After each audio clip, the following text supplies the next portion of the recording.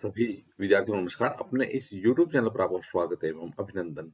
हाँ, तो विद्यार्थियों, आज हम राजनीति विज्ञान विषय से संबंधित कविता संख्या 63 देखने जा रहे हैं। तो आज हमारा विषय रहेगा राजनीति विज्ञान, और राजनीति विज्ञान में आज हम देखेंगे कविता संख्या 63। तो शुरू करते हैं विद्यार्थियों आज का वीडियो।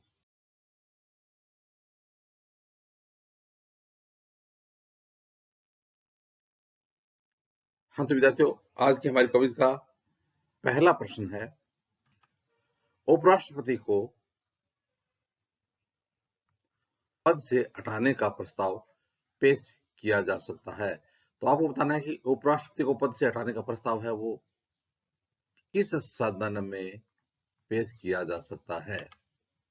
पहला हमारा बिंदु है विधानमंडल में, दूसरा विकल्प है केवल लोकसभा में, केवल राज्यसभा में, और चौथा है इनमें से कोई नहीं। तो आपको बताना है कि इनमें से उपराष्ट्रपति को पद से हटाने का प्रस्ताव किस सदन में पेश किया जा सकता है। तो इसका उत्तर हो जाएगा केवल राज्यसभा में। तो उपराष्ट्रपति को पद से हटाने का प्रस्ताव केवल और केवल राज्यसभा में ही पेश किया जा सकता है। हाँ, तो विद्यार्थियों, आज हमारा दूसरा प्रश्न है, स्पीकर, चाहे वो लोकसभा अध्यक्ष हो चाहे वो विधानसभा अध्यक्ष हो, तो स्पीकर को हटाने के संकल्प को प्रस्तावित करने से कितने दिन पहले सूचना दी जाती है। तो कितने दिन पहले स्पीकर को सूचित करना पड़ता है। पहला बिंदु है 14 दिन पूर्व, दूसरा है 13 दिन पूर्व, तीसरा है 12 दिन पूर्व, और चौथा है 7 दिन पूर्व। तो इसमें से कौन सा विकल्प सही होगा कि स्पीकर को हटाने के संकल्प को प्रस्तावित करने के लिए कितने दिन पहले सूचना दी जाती है। तो इसका उत्तर हो जाएगा 14 दिन। कितने दिनों पूर्व सूचना देना जरूरी है? 14 दिन पूर्व सूचना देना जरूरी है। हाँ, तो विद्यार्थियों, आज का हमारा अगला प्रश्न है, संसद का गठन लोकसभा, राज्यसभा एवं राष्ट्रपति से मिलकर किस अनुच्छेद के अधीन होता है। तो संसद है वो किससे मिलकर के बनती है? संसद लोकसभा, राज्यसभा और राष्ट्रपति से मिलकर के बनती है। तो आपको बताना कि किस अनुच्छेद के अधीन है वो संसद के गठन का प्रावधान किया गया है। पहला विकल्प है 79, दूसरा है 81, तीसरा अनुच्छेद 78 और चौथा है अनुच्छेद 91। तो इनमें से आपको जो सही विकल्प है वो बताना है। तो इसका उत्तर हो जाएगा 79, 79। तो 79, तो 79 अनुच्छेद है, उसके तहत संसद का गठन है वो प्रस्तावित किया गया है।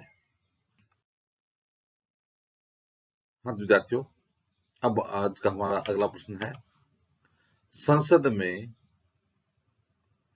प्रश्नकाल का समय क्या होता है। तो आपको बताना कि संसद में जो प्रश्नकाल होता है, उस प्रश्नकाल का जो समय होता है वो क्या होता है 9 से 10 बजे, दूसरा विकल्प है 10 से 11 बजे, तीसरा 11 से 12 बजे, और चौथा विकल्प है 12 से 1 बजे तक। तो संसद में प्रश्नकाल का समय क्या रहता है? 11 से 12 बजे तक। 11 से 12 बजे तक रहता है संसद में प्रश्नकाल का समय। हाँ, तो विद्यार्थियों, आज का हमारा अगला प्रश्न है, शून्यकाल का समय क्या होता है। अब आपको बताना है कि शून्यकाल है उसका समय क्या होता है। पहला है 9 से 10 बजे, दूसरा है 10 से 11 बजे, तीसरा विकल्प है 11 से 12 बजे, और चौथा विकल्प है 12 से 1 बजे। आपको बताना है कि शून्यकाल का समय क्या होता है। तो इनमें से शून्यकाल का समय कौन सा होता है। तो इसका उत्तर हो जाएगा विकल्प नंबर 4, 12 से 1 बजे तक। 12 से 1 बजे तक शून्यकाल का समय होता है, 12 से 1 बजे तक। हाँ, तो विद्यार्थियों, अब अगला प्रश्न देखते हैं, गणपूर्ति यानी कोरम। गणपूर्ति यानी कोरम का आशय है संसद की कुल सदस्य संख्या का कितना भाग है। तो कोरम के लिए कितने प्रतिशत उपस्थिति अनिवार्य होती है। तो पहला है 1/5 भाग, दूसरा विकल्प है 1/10 भाग, दूसरा है 1/15 भाग, तीसरा विकल्प है चौथा विकल्प है 1/20 भाग। तो कोरम के लिए, गणपूर्ति के लिए कितनी संख्या जरूरी है? 1/10 भाग जरूरी है। तो कोरम यानी गणपूर्ति के लिए जो संसद की कुल सदस्य संख्या उसका कितना प्रतिशत भाग जरूरी है? 1/10वां भाग जरूरी है।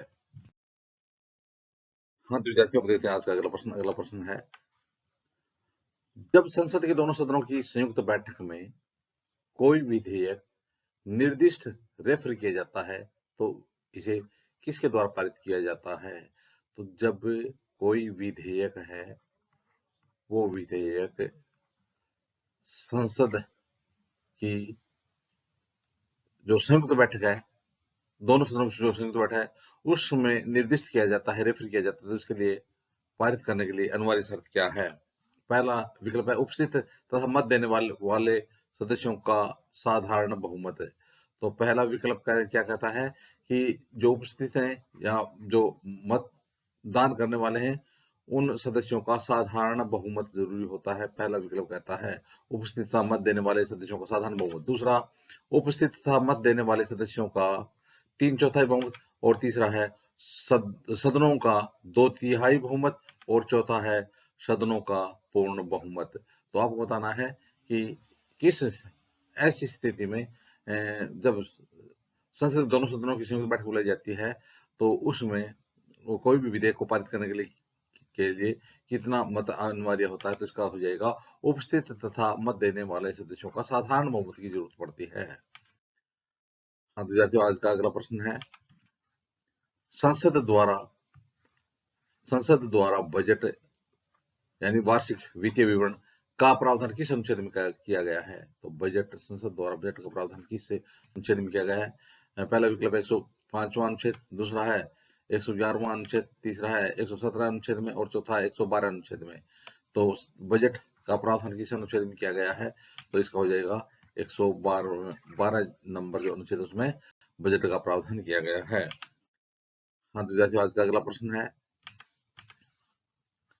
नई लोकसभा का कार्यकाल शुरू होने पर सांसदों का को शपथ कौन दिलाता है? नई लोकसभा का कार्यकाल शुरू होता है, तो ऐसी स्थिति में सांसदों को शपथ किसके द्वारा दिलाई जाती है?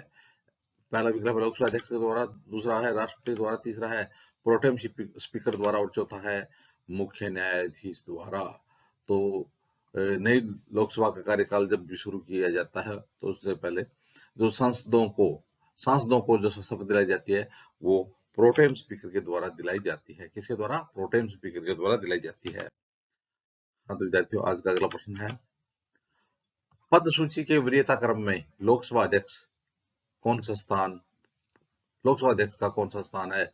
तो पद सूची के वरीयता क्रम में यदि देखा जाए, तो लोकसभा अध्यक्ष का पद क्रम में कौन सा स्थान है? पहला है 5वां, दूसरा विकल्प है 6ठा, तीसरा विकल्प है 7वां और चौथा विकल्प है 8वां। तो इसका उत्तर हो जाएगा 6ठा। तो पद सूची के वरीयता क्रम में लोकसभा अध्यक्ष का पहला स्थान 6ठा स्थान है। विद्यार्थी, अब देखते हैं आज का अगला प्रश्न है, संसद के दोनों सदनों की संयुक्त बैठक की अध्यक्षता कौन करता है? जब संसद के दोनों सदनों की संयुक्त बैठक बुलाई जाती है, तो उसकी अध्यक्षता किसके द्वारा की जाती है?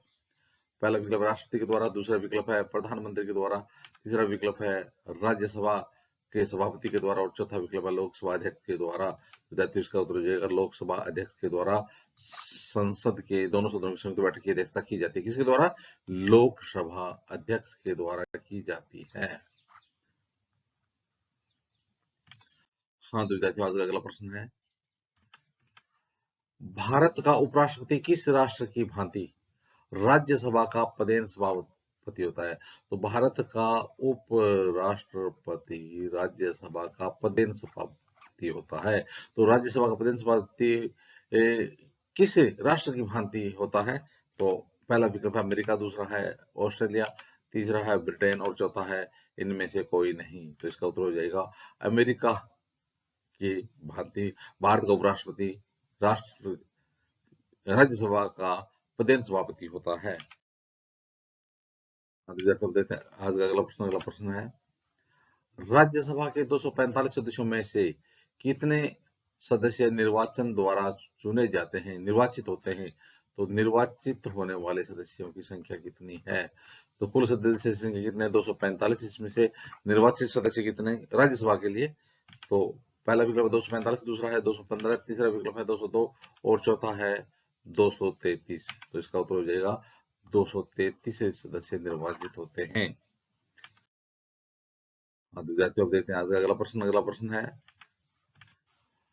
राज्यसभा में सबसे अधिक सदस्य उत्तर प्रदेश से कितने हैं? यानी राज्यसभा में सबसे अधिक सदस्य हैं वो उत्तर प्रदेश से हैं। तो आपको आपको बताना है कि उत्तर प्रदेश से सबसे अधिक कितने सदस्य राज्यसभा के निर्वाचित होते हैं।